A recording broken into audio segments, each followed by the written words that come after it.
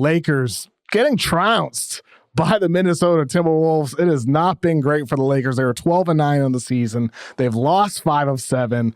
LeBron James, worst stretch of his career maybe. 24 missed three-pointers in a row. Efficiency down, not getting to the rim as much. 80s slipped a bit as well. LeBron looks like a guy who's about to turn 40 years old. True or false, Dan? The Lakers are cooked. It's done. It's over. No more championship contention, and maybe not even second-round contention for that matter. Yeah, I don't think that the Lakers are cooked yet, man. This is a brutal stretch in the season. I mean, they're playing again on Wednesday, and that will be 5 games in 7 nights. Like, that is just a brutal stretch, even for the Lakers. I mean, LeBron, obviously 40 years old. Right now, I think you're just seeing a lot of tired legs. On Monday night, that was the case. I mean, they came out, played great defense in the first quarter, but then after the second quarter, man, it was a wrap. That game was over. I mean, you could just see LeBron just really pressing. And the three-pointers, I mean, 0 for 24, 0 for his last 24. He has no legs. And I mean, even the accuracy here, man, he had an air ball in the third quarter. He hit the left side of the rim in the second. It's bad. So I think he just needs some rest. I think the mileage and the minutes played are really starting to catch up to him.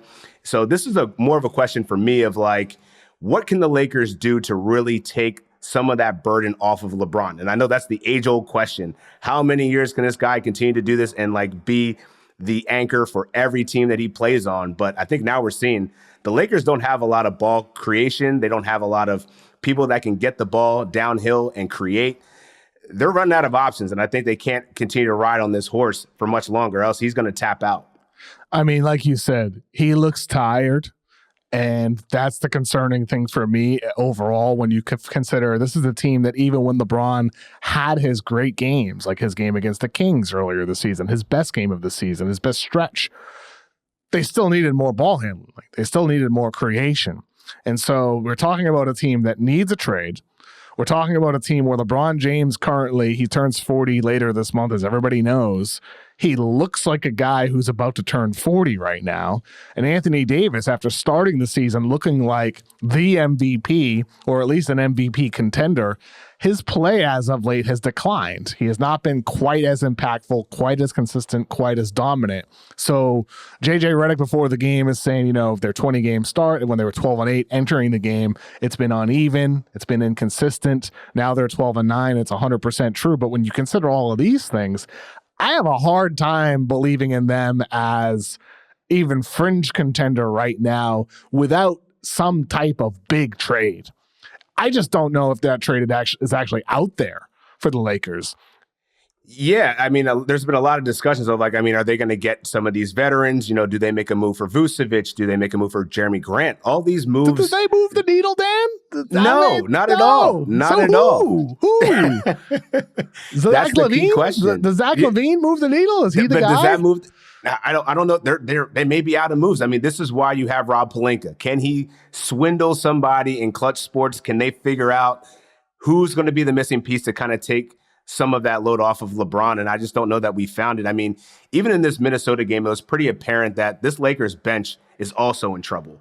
They got nothing out of their bench tonight. I mean, Nickeil Alexander-Walker, Naz Reid, and Dante DiVincenzo just went to work. And just, I mean, what was the differential? 41 points to like 18 for the Lakers.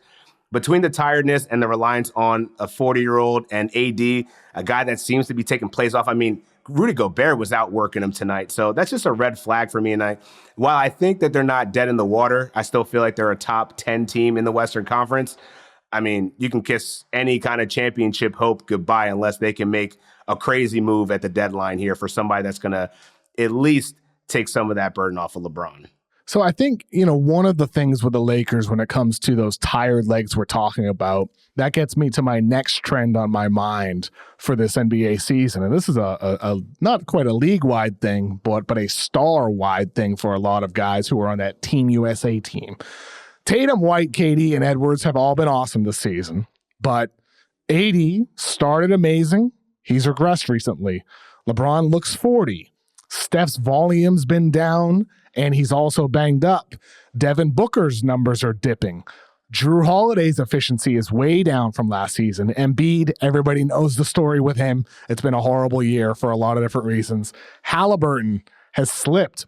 Bam Adebayo's regression is the main reason why the Miami Heat have been underwhelming. So all of these guys, most of these guys that were on that Team USA roster, they get gold, but they practice hard this summer and played a ton of tough games. Do you believe that there's something to this with these stars that played on Team USA factoring into their declines we've seen this season? To a certain degree, yeah, because I actually did a brief study on this for fantasy purposes because I've always been a little bit concerned of players that play an extended postseason run and then to have an Olympic play as well. You don't really get that much time for rehabilitation and rest and getting that offseason that you typically have. Anthony Davis is a guy that typically zones out, doesn't touch a basketball for months, and then he comes back ready to go. He didn't have a chance to do that this year. And it's really interesting that this is really only impacting the USA players because Giannis is playing the best basketball of his career. Nikola Jokic is still putting up MVP numbers. I mean, even Yabusele and Victor Wembanyama are having great seasons here. So maybe it is the practice environment that sent Kawhi Leonard home. Like, hey, man, you can't hang here. Clearly, you're too injured. But I think we're seeing so much of a swing of injuries coming to those star players that played that prolonged offseason that, hey, they might have needed more additional rest coming into this season. I think the biggest glaring person is Joel Embiid, who we still can't really even figure out his knee situation and the extent of how bad it actually could be. I mean, from what I understand is they practice hard. Like they were really tough, intense workouts and practices that those teams had on their off days. And that wasn't supposed to be the case. It was supposed to be more relaxed practices, but it became very hard practicing under Steve Kerr as head coach. And maybe that is a factor for a lot of those guys. But then again, you could also, as I said, look at Tatum or KD. KD obviously missed some time, but then Anthony Edwards, who has been tremendous. And tonight wasn't his best night overall, but the Minnesota Timberwolves do get the win.